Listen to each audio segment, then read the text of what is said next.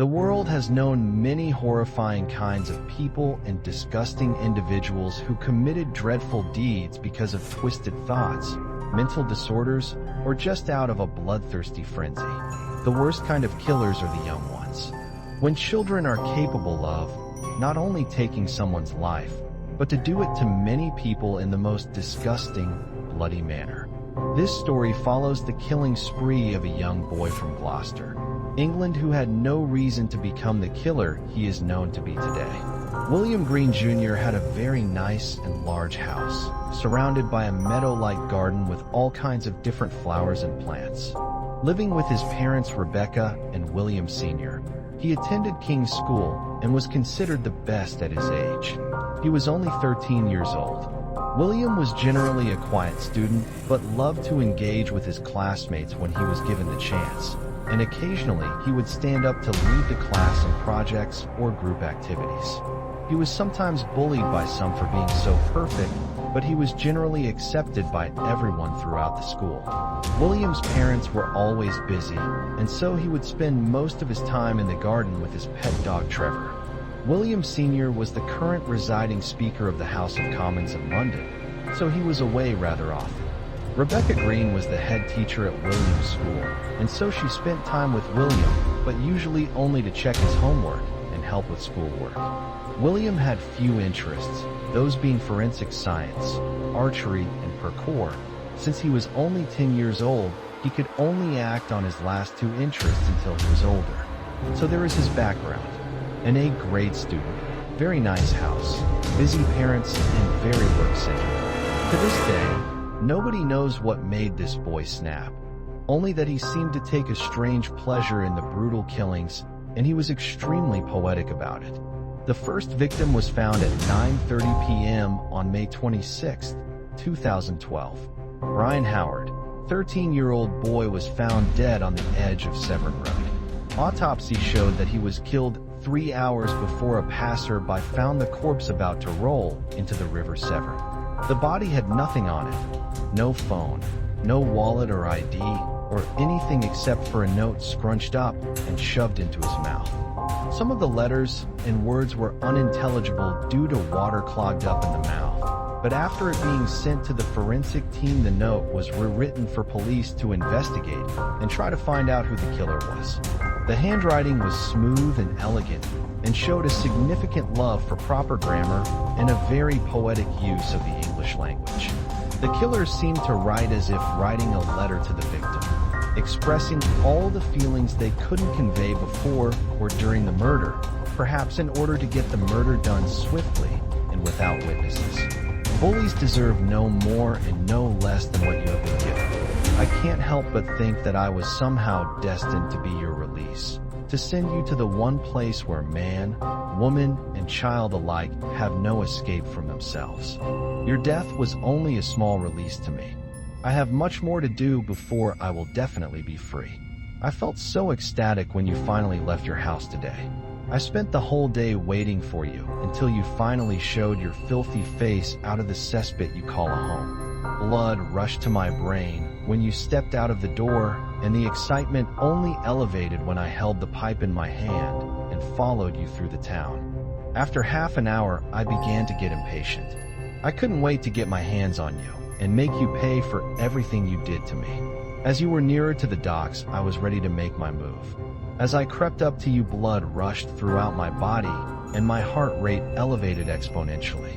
Soon enough, the crack of the metal pipe connected with the back of your head. Blood seeped out from your skull and stained the front of the pie, and for a moment, I just stood there staring at your body. I may have thought I was done, but you were tenacious. You refused to give up your life to me.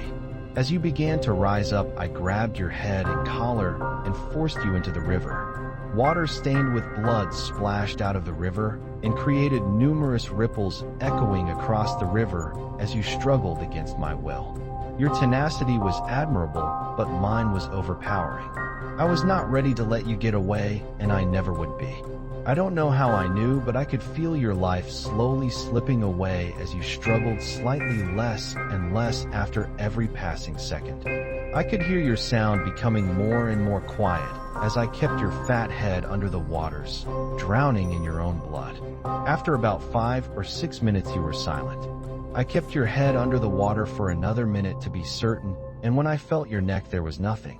I was exhausted but so refreshed. The smell of blood and death filled my nose, and I felt nothing but happiness.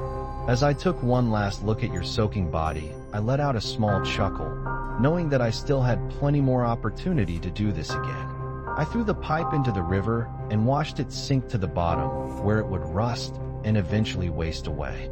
I took one last look at your body, and a feeling of rage filled my body as I kicked your dead face, breaking your nose and jaw.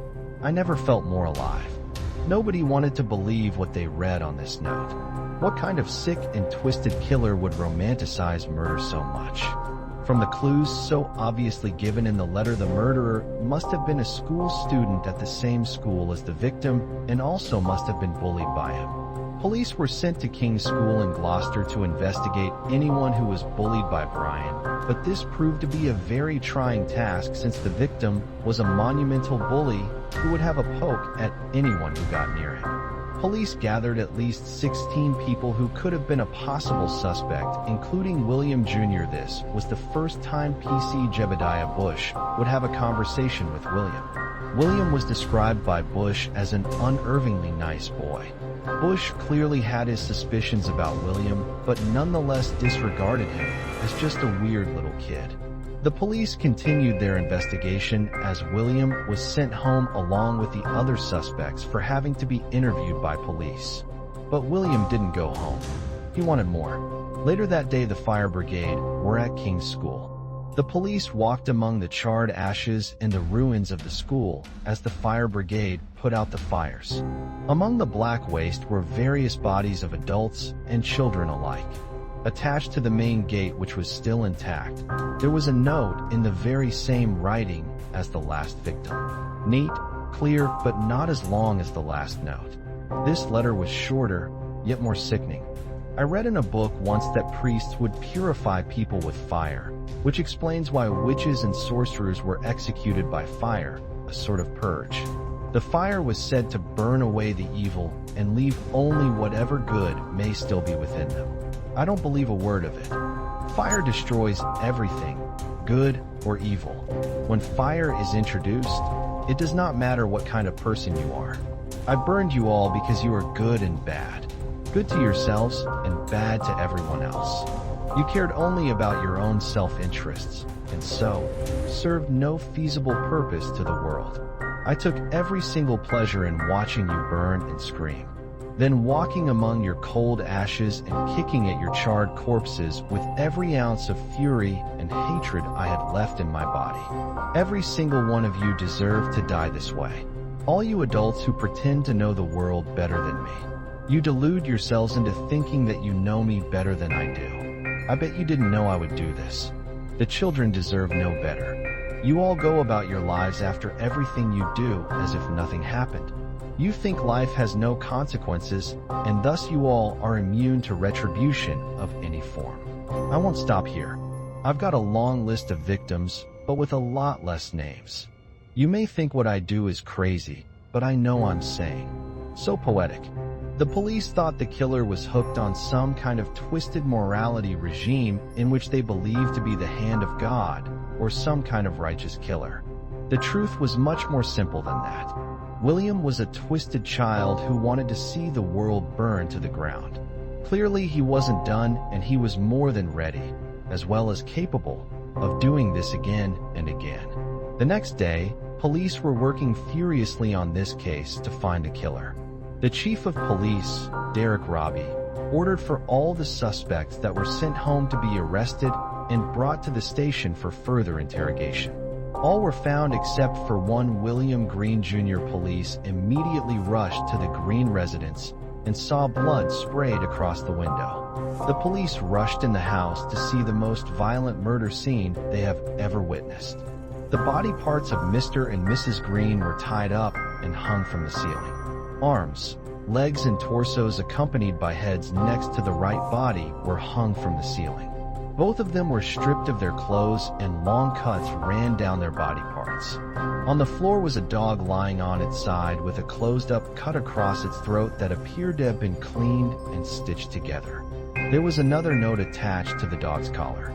I don't think I have anyone left to get. These people were my least favorite to kill, knowing they would be the last. Since this would be my last murder, I wanted it to be a special one. The look on his face when I pushed him out of his office window was just too hilarious. Hearing him whimper as I kicked him off his ridiculously high chair and his fat, blubbery body rolled out of the window and onto the garden patio. The blood spraying out of his head looked like a broken fire hydrant. Marvelous. Then I went to her room. She was totally unaware her husband was lying in a little puddle of his own blood. She smiled at me, and I smiled back as I became filled with excitement over what would happen next. I took up the lamp on the table next to her and landed a perfect blow on her head. I looked at her body for a moment and laughed as my thoughts went back to the other one. I had to get his body out of the garden before anyone saw. I went downstairs and dragged his corpse into the main theater. This bloody house. I would have burned it down as well if I had the time. I robbed him of his clothes and hacked into his body with the meat cleaver from the kitchen. I'd read a book on anatomy and saw how butchering works, so this was easy. Blood spurted out of his neck, shoulders, and torso as I chopped away. It was done for him. His body parts were separated from each other. I grabbed his heart and squeezed it as it popped in my hand, blood oozing through my fingers and down my wrist. I threw the remains at the window in anger and never felt more powerful. I then returned to her and dragged her body to the floor and took up the cleaver. As I removed her clothes, I felt a significant excitement fill me up, but a different kind. This wasn't the usual adrenaline rush I would feel from death, but a different kind. All sorts of thoughts ran through my mind as I looked at her body lying there.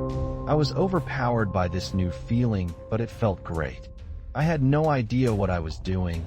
All I knew is that I was acting on this feeling, releasing some sort of carnal desire. Afterwards, I got back to work, chopping at her body and then standing back to admire my work. I knew I couldn't just leave them like this. I had to do something nice for them. I took up the rope from the shed and proceeded to hang my new ornaments from the ceiling, just like Christmas. Then the bad part. The dog walked in. I looked around and looked at him. I promised myself at the beginning, no witnesses, so I sliced his throat, just like that. I felt a small sting to my heart as I did that. Why was I regretting this? I can't keep it up.